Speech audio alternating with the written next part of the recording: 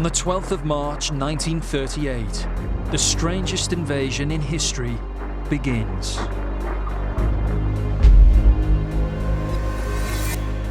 German tanks roll across the border into Austria. They're welcomed by smiling civilians who greet the German Führer, Adolf Hitler, as a hero.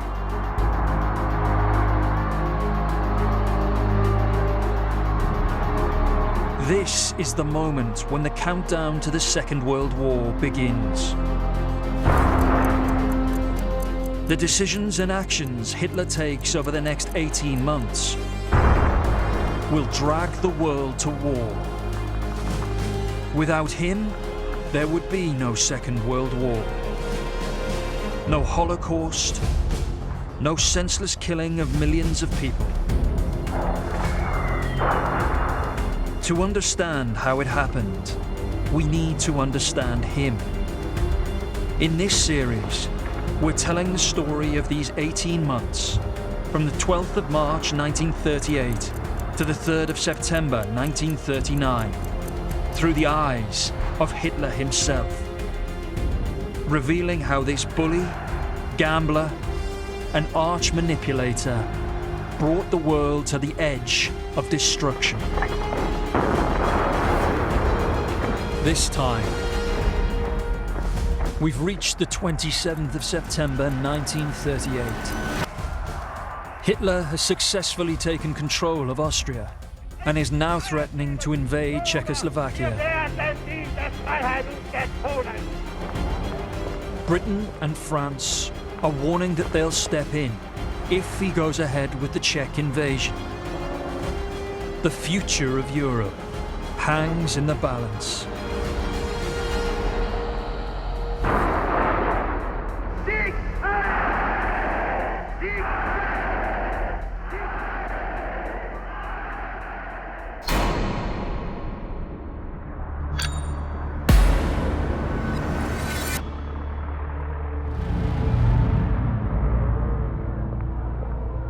It's late afternoon on Tuesday the 27th of September.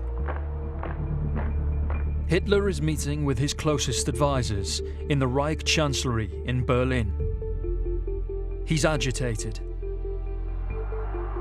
For months, he's been planning the next step in his grand plan, the invasion of Czechoslovakia. But he's worried that if he invades, Britain and France may declare war on Germany. And that is not his only problem. When Hitler's in Berlin, he's looking out of the window of the Reichschancellery at some of the German troops who are heading towards the Czech border. He notes to his dismay that they're not met with the kind of enthusiasm he'd been hoping to see from German people. And what he's quite struck by is the sight of civilians not cheering, not applauding, but really avoiding the sight of these German troops. It makes Hitler think that perhaps he's misjudged the mood of the German people.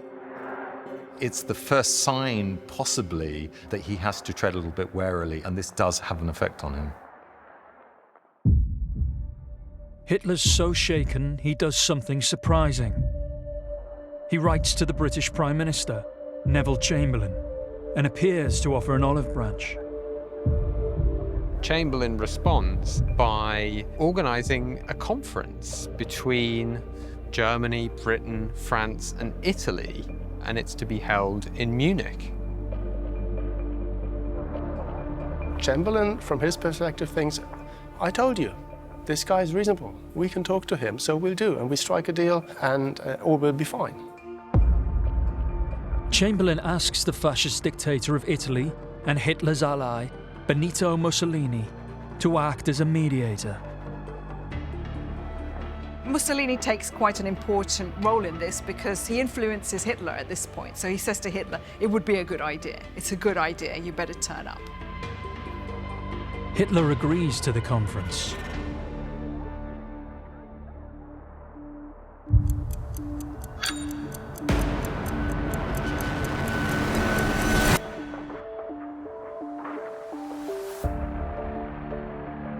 Just 2 days later, Hitler meets Mussolini,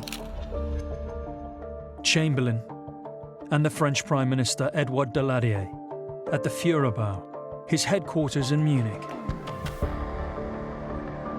The future of peace in Europe lies in their hands.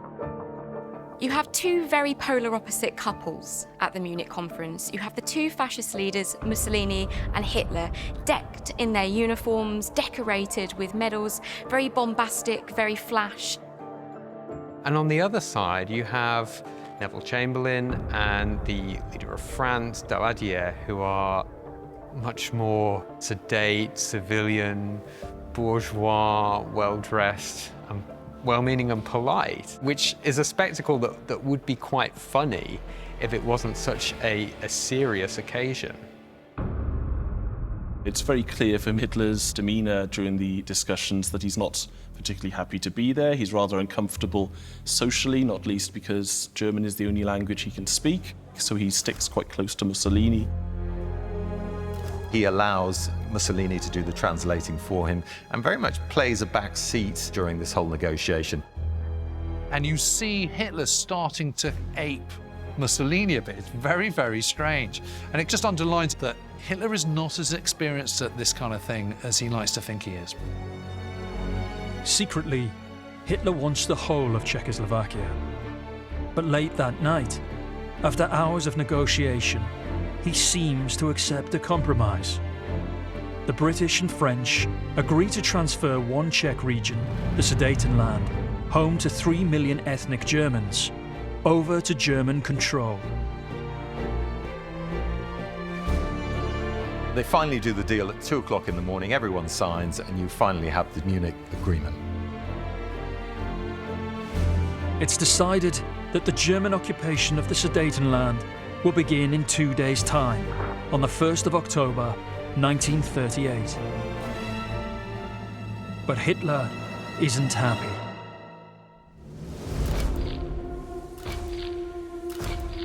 Later that day, Chamberlain makes a personal visit to Hitler at his apartment in Munich.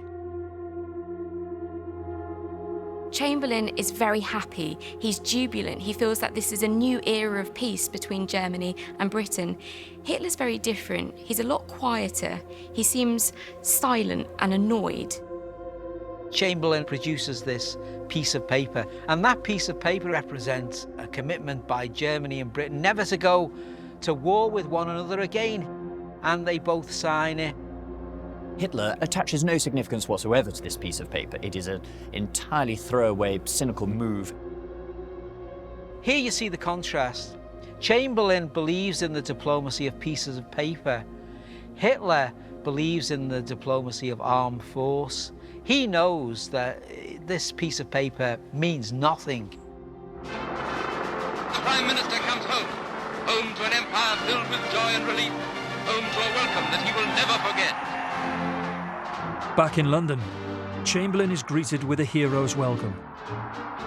He holds up his signed piece of paper and declares, "It is peace for our time." And we are determined to continue our efforts to remove possible sources of difference and thus to contribute to assure the peace of Europe. But that's not what Hitler is thinking.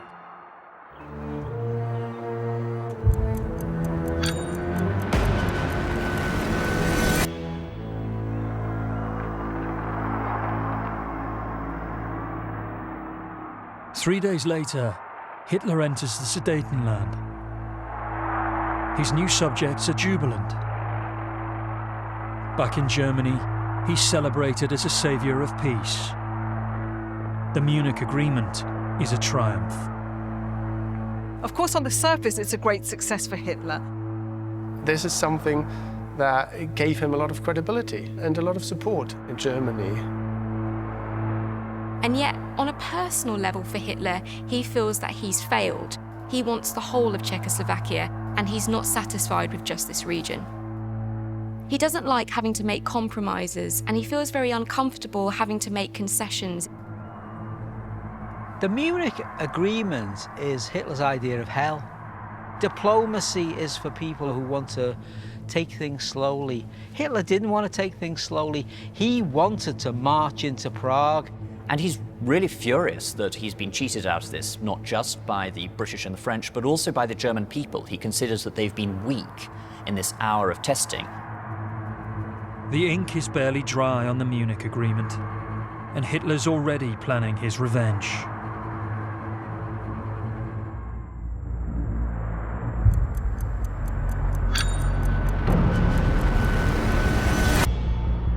Less than 3 weeks later, Hitler meets his army commanders at the Reich Chancellery and issues them with a top-secret new order.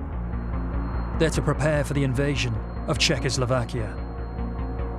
Hitler tells them he's still going to wipe Czechoslovakia from the face of the earth, and that nothing has changed. It might take him a little bit longer, but he's still going to go and invade Czechoslovakia. This is a man who is behaving like a spoilt, erratic child. And like a child, Hitler's not prepared to compromise. He's determined to get what he wants, whatever the cost.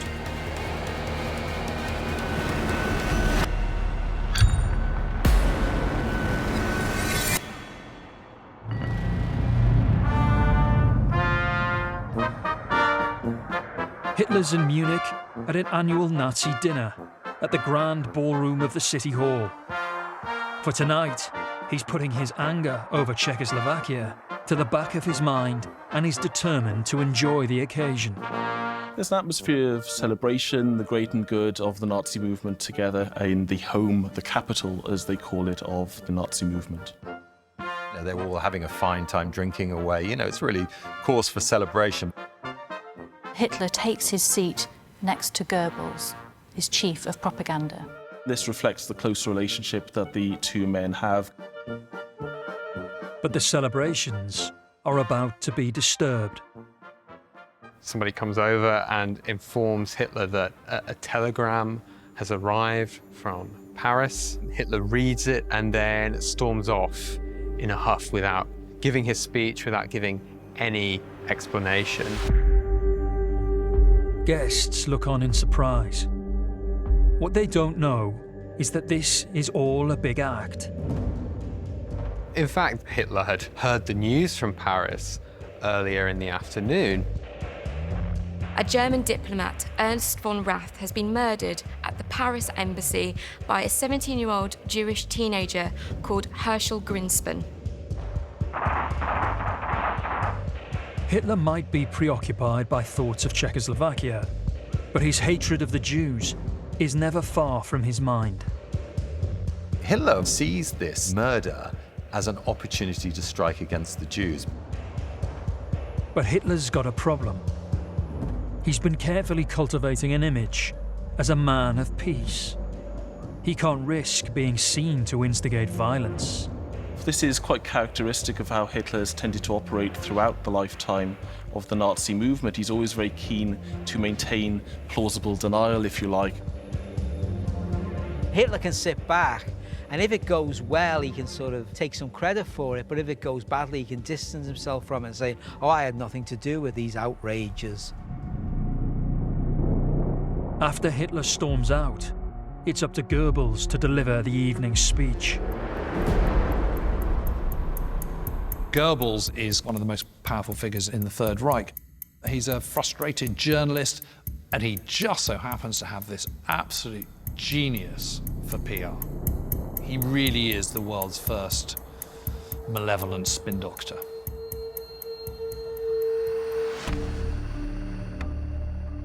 Goebbels stands up and he starts on this outraged speech about this murder that has occurred in Paris. He says that any demonstrations of German public outrage that may happen over the next few hours and days should not be stopped. The audience are left in no doubt. Goebbels has just suggested Nazi Party members across Germany should retaliate the murder of von Rath.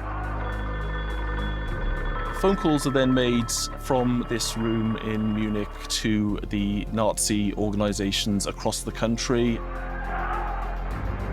Spread around Nazi stormtroopers who then organize a widespread series of attacks on the night of the 9th of November against Germany's Jewish community.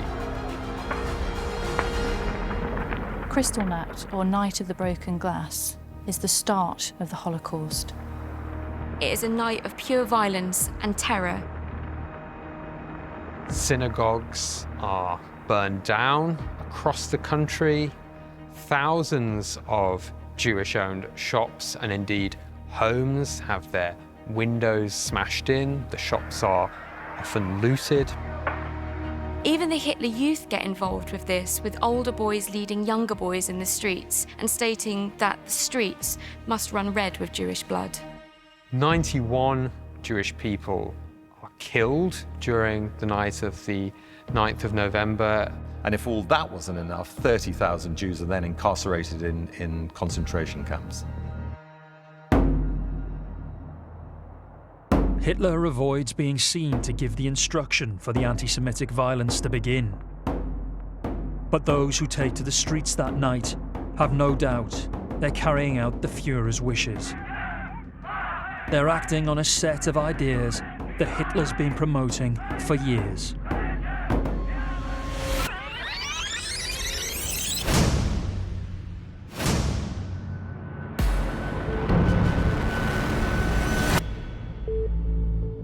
In 1919, Hitler is still in the German army after the defeat in World War I. He's been recruited to give talks, to give speeches. Essentially anti-Marxist lectures to soldiers before they're demobilized. And he discovers that he has a real charisma and knack for giving speeches. He's rather good at influencing people. One day he's giving one of his lectures about Marxism and suddenly changes tack to talk about the Jews. Hitler feels that there is a sort of international Jewry plot to dominate the world and stop honest, true Germans from fulfilling their destiny. This is the first known anti-Semitic statement from Hitler. His denunciation is so strong that one of his handlers takes him to one side and tells him to tone it down. Even for sympathetic listeners, this is extreme stuff. Hitler's been soaking up the far-right politics of Munich. There's a wide network of far-right nationalists in Munich at the time, and Hitler latches on to many of their ideas. He comes to see Germany's defeat in the First World War as the result of Jews and socialists stabbing Germany in the back. He buys into this myth that the German armed forces had never been defeated in the battlefield, but the defeat had instead come on the home front thanks to Jewish subversives fomenting revolution at home. Hitler comes to see the Jews as the scapegoat for all Germany's problems, and believes they must be forced out of the country. His speech in 1919 might be the first time he publicly speaks out against the Jews, but it's not the last. Anti-Semitism shapes Hitler's ideas right through to that terrible night in November 1938.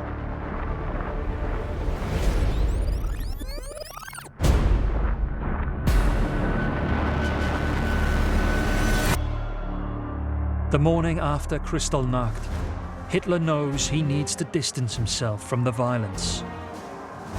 His deputies claim the attacks were simply the result of ordinary Germans angry at the Jews. But very few people believe this. German people, by and large, are not very positive about the events of Kristallnacht. This is not necessarily because they care about the Jews, but because they disapprove of the widespread destruction of property and looting that takes place. They see that as unbefitting of a civilized nation like Germany. Although not all Germans are anti-Semitic, many feel now that the Jews do not have a place within German society. Outside Germany, much of the world reacts in shock and outrage. Kristallnacht exposes the violent anti-Semitism that lies at the heart of Hitler's Nazi regime. It's clear to the outside world that this government is determined to end Jewish life in Germany. The world now is beginning to see the true nature of the Nazi regime. Hitler's mask is beginning to slip.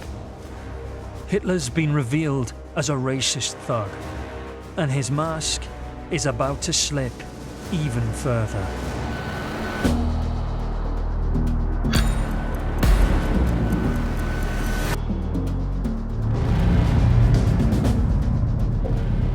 It's Thursday the 10th of November, 1938, and Hitler's in Berlin. He's about to give an extraordinary and top secret address to selected members of the German press. Hitler admits to them that although he's been playing the role of peacemaker for many years, that's not that accurate. He's not really a man of peace at all. He says, now I am going to reveal a different side of my personality, and I want you, the press, to emphasize that I have become uncompromising. I am now the uncompromising Hitler. Now is the time to start to recalibrate the German people in readiness for war.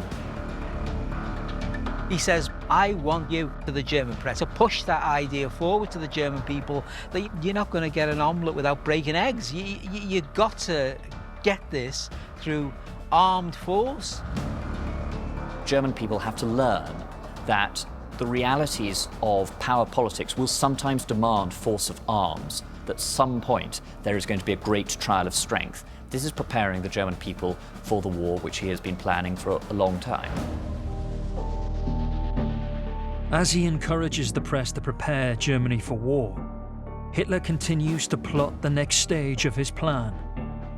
He's determined to get his hands on Czechoslovakia's natural riches. Czechoslovakia is rich with natural resources as well as the world's largest single armaments factories, the vast Skoda works. But Czechoslovakia represents something even bigger for Hitler. It's about more expansion. It's about making the German Reich greater. It's about achieving living space, Lebensraum for the Germans. He believes that Germans, as the Aryan race, as the strongest people in the world, deserve to have more room to live in. And that room, that space that he has in mind, lies in Eastern Europe. He needs resources for the German people. He needs land for the German people. And Hitler gets his inspiration from the unlikeliest of places.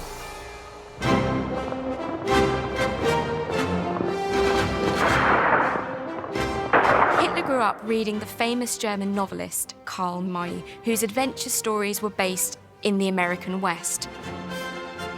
Hitler sees Lebensraum in Eastern Europe as very much a similar project to the American conquest of the western territories of the United States. He viewed the United States of America, certainly white America, as an extension of that Anglo-Saxon or German hierarchy. He's seen the fact that they've moved from the coast all the way into the interior. They've subjugated or effectively wiped out the Native Americans, taken their land, and prospered as a result of it. If America looked to the west for expansion, Hitler's looking in the opposite direction.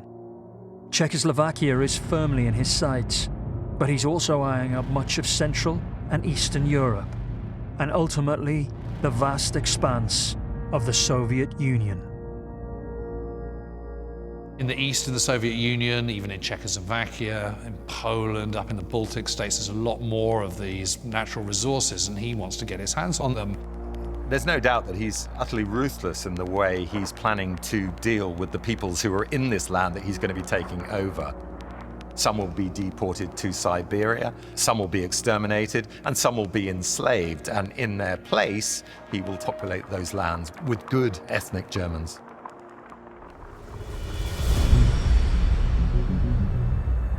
At the end of 1938, Hitler knows he has to be very careful about how he achieves these ambitions.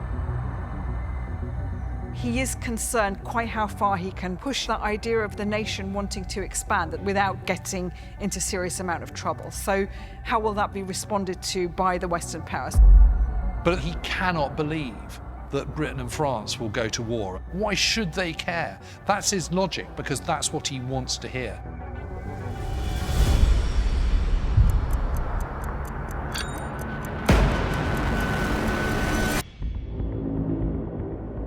Hitler's still careful to keep up the pretense of being a man of peace on the world stage. On the 30th of January 1939, he gives his annual address to the members of the German parliament, the Reichstag, at the Kroll Opera House.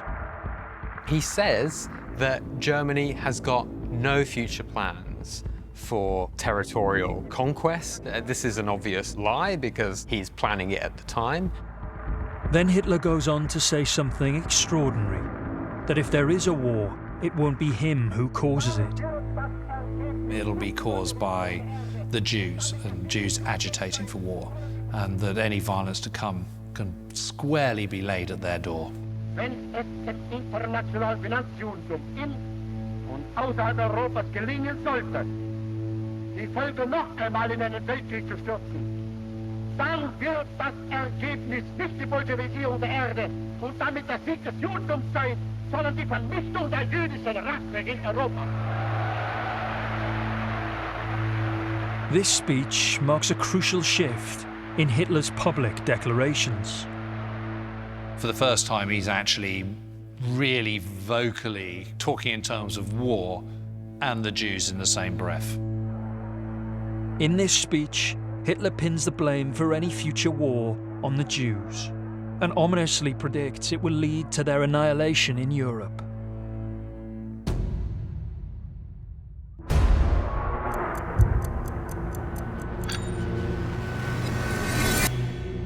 "11 days later, Hitler returns to the Kroll Opera House. This time he's meeting secretly with his army commanders. He's got something important to tell them. He lays out his plans for conquest of Czechoslovakia and beyond. He gives notice to his most senior military commanders that a war is going to come, and it will not be an ordinary war, that this is a war of different ideologies and different races. He's absolutely determined here. He won't shrink back from his view or from his ambitions. Hitler is set on a war of expansion in the east, and the rest of Czechoslovakia will be his next act. But he wants to protect his image as a man of peace, so he needs to find an excuse to start the invasion.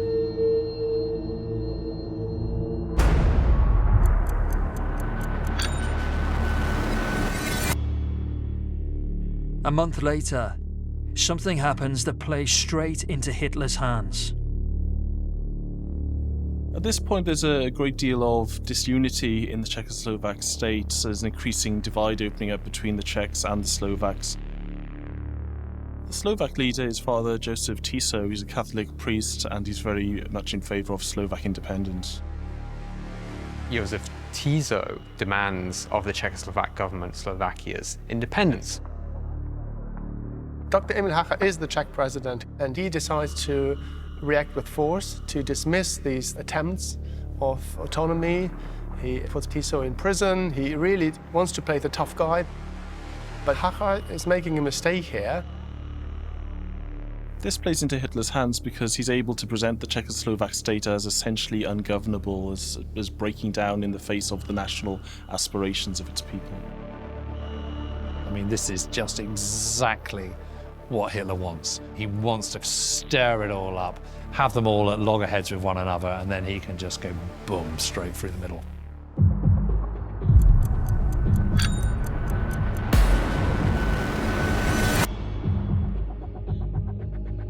At noon the next day, Hitler's in his newly completed HQ, the new Reich Chancellery. The new Reichschancellery is absolutely magnificent. It's enormous. And it just says power, control, authority, all in one massive edifice. This was supposed to be at the very heart of what would be the new Germany, the new German Reich. It was a place Europe would be ruled from. Hitler's here for a crucial meeting with Goebbels, Joachim von Ribbentrop, and Wilhelm Keitel. Von Ribbentrop is foreign minister. He's an ex-businessman. He's slavishly loyal to Hitler, and for that reason, a lot of the other top Nazis despise him. They see him as a bit of a snake. Wilhelm Keitel is the chief of the armed forces, and he's Hitler's ultimate yes man. He's completely devoted to Hitler. Hitler reveals to von Ribbentrop and to Keitel that he is going to use this political crisis in the Czechoslovak state to act, and he's going to act very fast. He tells them to set the date of the 15th of March, so just 5 days away, for the invasion. Goebbels talks about Hitler crowing with delight at this, and the reason he's crowing is because finally he can get his military invasion. Hitler loves the risk and thrill of a gamble, and is about to play his hand once again. But first, he wants to make sure the odds are loaded in his favor. He needs to secure his excuse for invasion.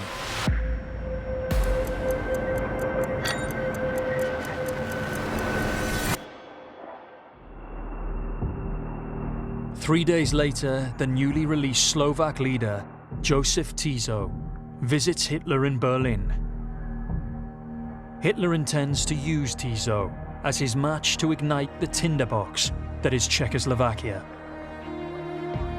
Tiso and Hitler, they're different characters, but they share some common ground in their political beliefs.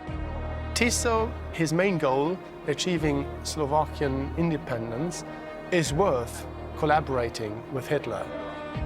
What he's trying to do with Tiso is to tell him, you need to press now your claims for the independence of Slovakia, and I'll back you up. He's basically offering a carrot to Tiso and say, you know, I can help you achieve your goals, and you help me achieve my goals. Tiso follows Hitler's instructions, and the next day, Slovak independence is declared. Hitler has manipulated the situation in Czechoslovakia to his advantage. And he's about to make the most of it.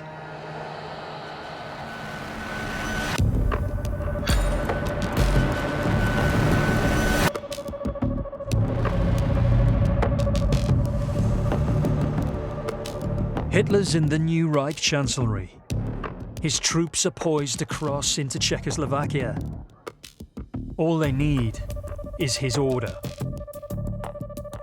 But before Hitler can start his invasion, he has an unexpected visitor.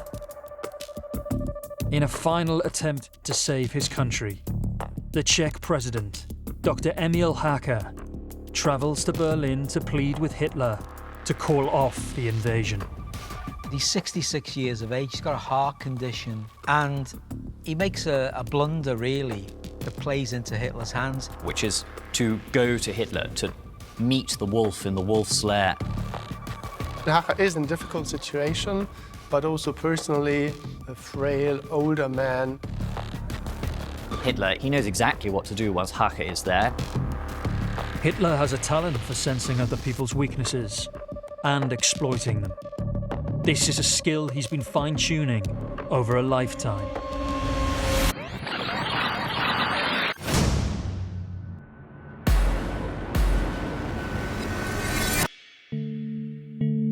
Ten-year-old Adolf Hitler hates his father.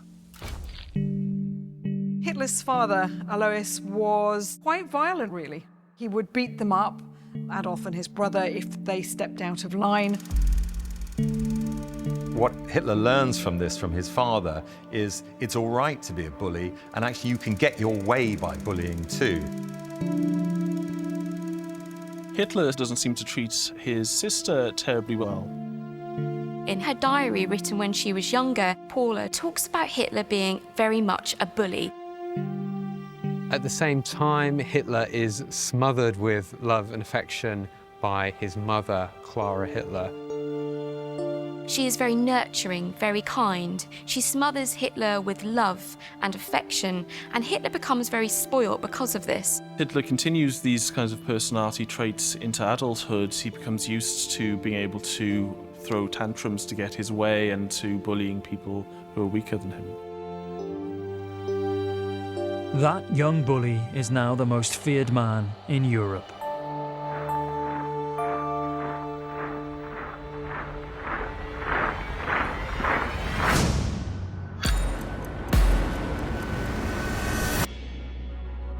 In the early hours of the 14th of March, Czech President Hacha is about to endure a masterclass in intimidation.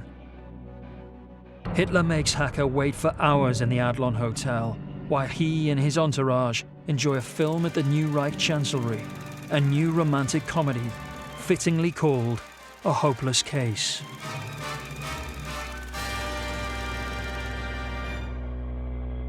Only once the credits have rolled, at 1:15 a.m., is Hacha finally summoned by Hitler.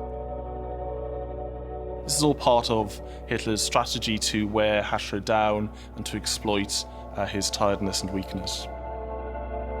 Hacha comes in thinking he's just going to have a nice, pleasant negotiation with Hitler. And the room is lit by lamplight, so it's in that nice gangster tradition of subdued light, which gangsters enjoy, intimidating people in subdued light, and Hitler was an expert at this. By this point, Hitler's got Hacha exactly where he wants him. He's in Berlin. It's kind of, he hasn't quite got the kind of spotlight straight on his face and bound his arms behind a chair, but it's kind of not far from it. Hacha comes in, he said, I've always wanted to meet you. I've always admired you and the way you've made Germany a great country. And so Hitler lets him finish this little fawning speech, gets to the end of it.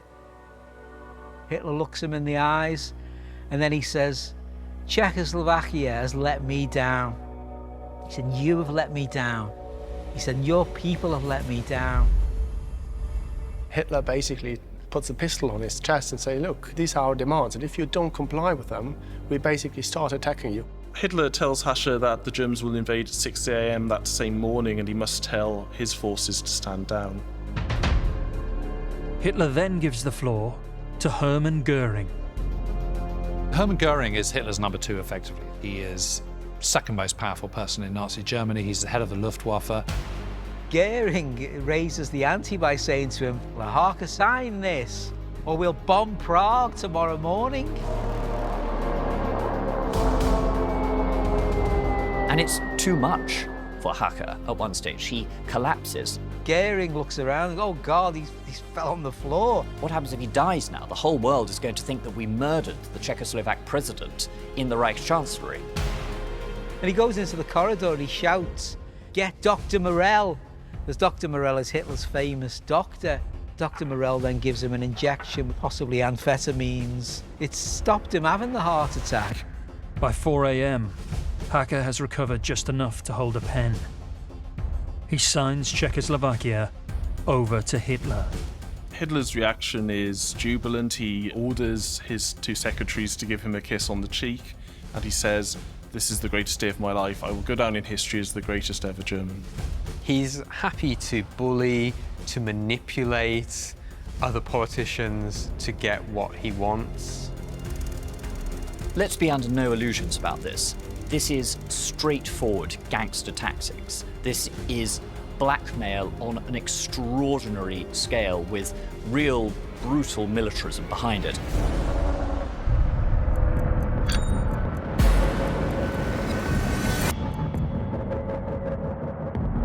Just 2 hours after Hacha signs over Czechoslovakia, German troops cross the border. They travel through the Czech countryside in freezing weather. Facing no resistance, they're in the capital Prague within 3 hours. As the German troops arrive in Prague, the reception is very different from a year earlier in Austria. There are no cheering people anymore. There are just sullen faces. This is a country that has been absolutely beaten and has been taken over against its will. At around noon, Hitler follows his troops into Czechoslovakia on his heavily armoured train. He then travels the last 60 miles into Prague in his open-topped Mercedes limousine. That night, he sleeps in Prague's Hradčany Castle, the ancient residence of the kings of Bohemia. That's like spending the night in the White House or kicking out the Queen and moving into Buckingham Palace. It's very symbolic, and he spends the night there, and it is saying, I am now your master, I am now your king. Bow to me. Hitler's triumphant. He's got exactly what he wants, without having to fire a shot. It's still a calculated gamble by Hitler, but he's pulled it off again because the response of the British and French is to literally do nothing. Once again, as Hitler has predicted, the Western powers have stood aside. This invasion of Czechoslovakia is a brutal wake-up call for the West. Here before our eyes unfolds the drama of a nation dying. At Munich, the Führer gave his word that he wanted no more land in Europe. These pictures show you what his word is worth. The reaction in Britain and France is one of absolute horror. He's ripped up the Munich Agreement and showed his true colours. Hitler cannot be trusted. He's lied and lied and lied. We were duped last time around. We will never be duped again. Kristallnacht exposes Hitler as a racist bully, while the invasion of Czechoslovakia shows him to be a warmonger. He is now included within the German Reich. 7 million people, many of whom have no connections ethnically, culturally, linguistically with Germany. So the world can see that the gloves are off. This is military conquest of foreign lands. Hitler has torn up the diplomatic rulebook he was only ever pretending to play by.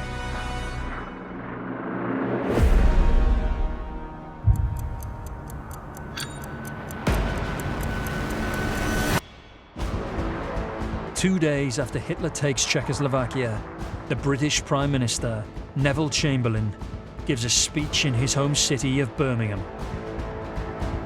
Neville Chamberlain abandons his policy of appeasement. He says that Britain will no longer tolerate Hitler's attempts at expansion.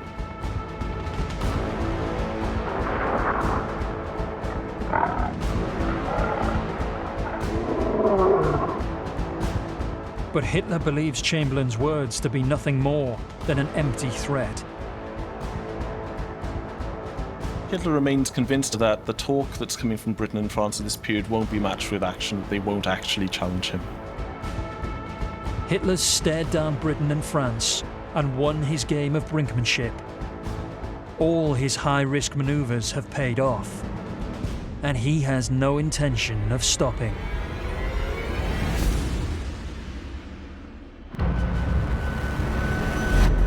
Next time, the world holds its breath as Hitler makes his riskiest move yet. Nothing is going to stop him. He's going to roll the dice because this is his destiny. And inches the world closer to war.